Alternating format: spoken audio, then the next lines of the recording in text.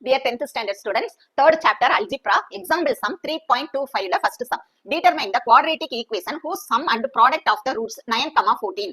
இதுல sum product of the roots கொடுத்துட்டு நம்மள என்ன கண்டுபிடிக்க சொல்லியிருக்காங்கன்னா quadratic equation. இதுல first உள்ள நம்பர் வந்து sum of the root, அதாவது 9. இந்த 14ங்கிறது வந்து product of the root.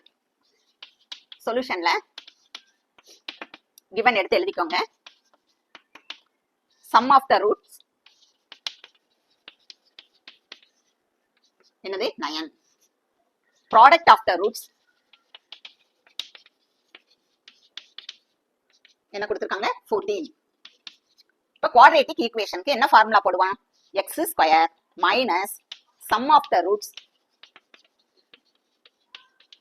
Into x plus பிராக்கெட்ல product of the root equal to 0.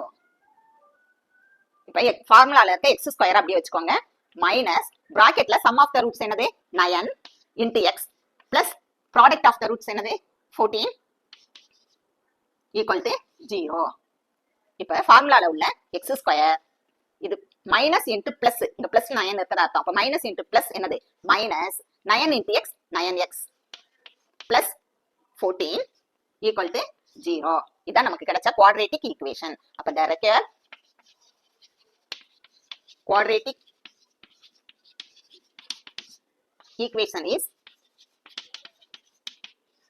x square minus 9x plus 14 equal to 0. இந்த 0 போட மறந்துடாதீங்க.